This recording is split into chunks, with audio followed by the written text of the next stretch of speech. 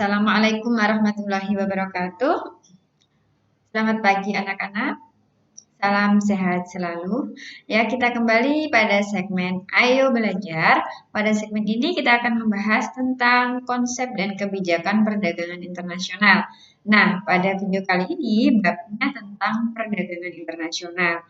Nah, sebelum kita belajar tentang perdagangan internasional, pasti kalian juga sudah pernah mendengar ya, apa sih perdagangan internasional? Namanya perdagangan berarti jual beli. Internasional berarti dengan negara lain.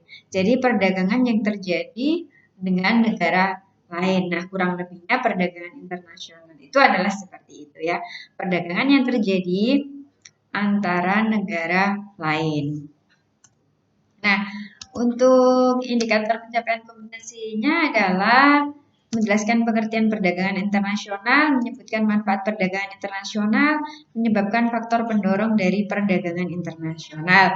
Nah, ini hal-hal yang akan kita pelajari pada video kali ini.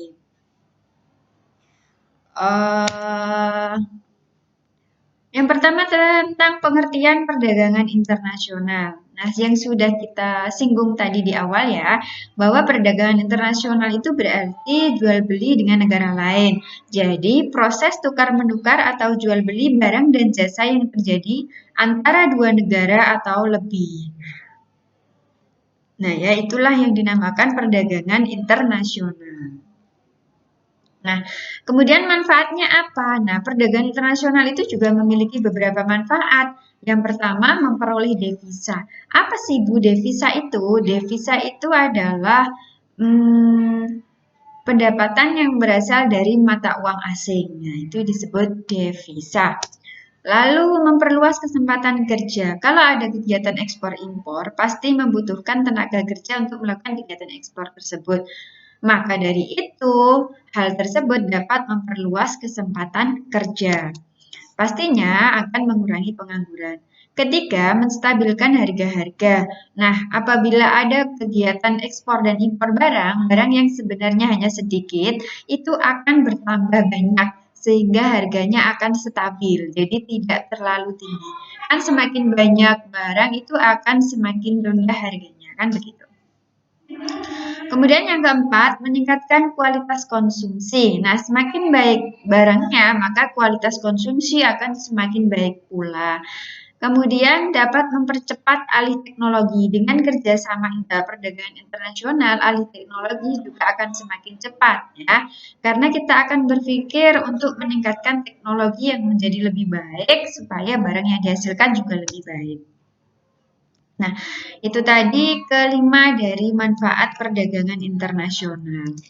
Lalu selanjutnya ada faktor pendorong perdagangan internasional. Sebenarnya ada apa? Kenapa sih adanya perdagangan internasional itu? Pasti ada motivasinya atau faktor pendorongnya ya. Nah, faktor pendorongnya yang pertama adalah perbedaan sumber daya alam. Nah, semakin berbeda sumber daya alam, maka semakin terjadi perdagangan internasional. Negara Indonesia dengan negara Amerika pasti sumber daya alamnya akan berbeda. Nah, setiap negara itu pasti memiliki sumber daya alam yang berbeda. Nah, karena perbedaan sumber daya alam tersebut untuk memenuhi kebutuhan negara lain, maka harus terjadi perdagangan internasional dengan negara lain. Kemudian perbedaan selera masyarakat. Nah, selera itu kan tergantung pada individu ya. Jadi semakin berbeda selera masyarakat, maka akan semakin terjadi perdagangan internasional. Kemudian penghematan biaya produksi, misalnya seperti ini. Kalau kita itu memproduksi sendiri, biayanya akan lebih mahal. Nah, lebih baik maka kita melakukan impor dari negara lain. Nah, itulah yang dinamakan penghematan biaya produksi. Mungkin karena SDM-nya kurang, mungkin karena teknologinya juga kurang, sehingga biaya produksinya akan tinggi jika kita memproduksi sendiri.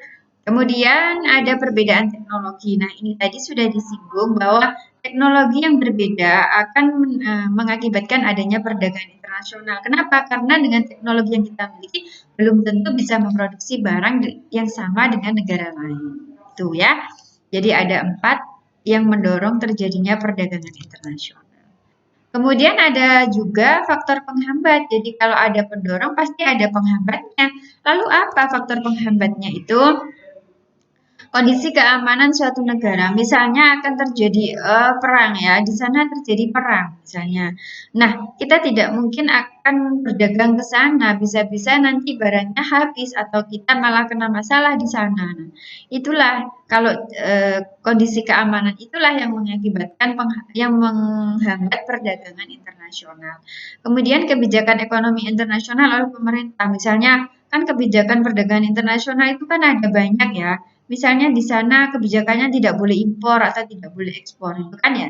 Nah, itu kan akhirnya kita tidak akan bisa melakukan perdagangan internasional dengan negara tersebut. Nah, kebijakan setiap pemerintahnya berbeda.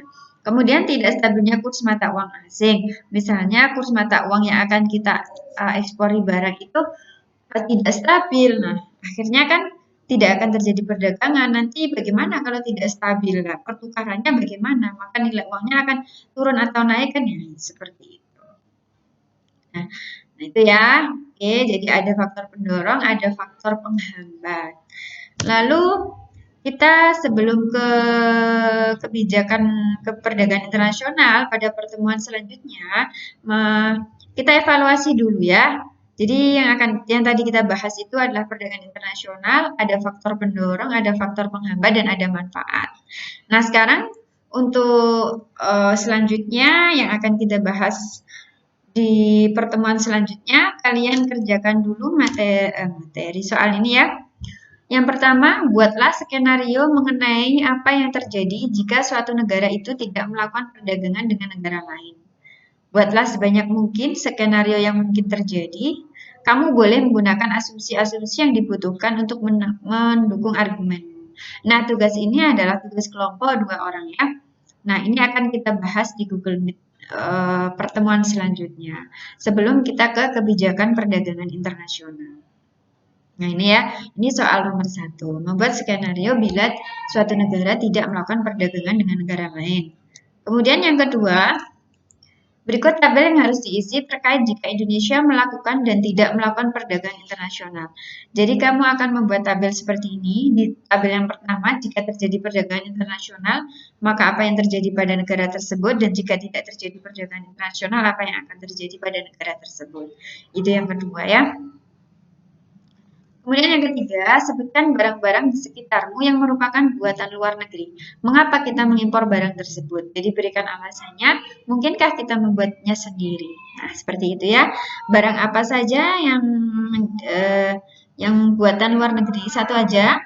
Kemudian mengapa kita mengimpor barang tersebut dan mungkinkah kita membuatnya sendiri? Nah, berikan alasannya ya. Pasti yang alasan yang mendukung pendapatmu tersebut. Itu soal nomor 3. Jadi anak-anak untuk video kali ini dan pertemuan kali ini semoga bermanfaat. Kita bertemu lagi pada video selanjutnya. Jangan lupa 3 soal tadi dikerjakan. Nanti kita akan bertemu dengan Google Meet ya pada pertemuan selanjutnya. Let's go to the next lesson. Wassalamualaikum warahmatullahi wabarakatuh.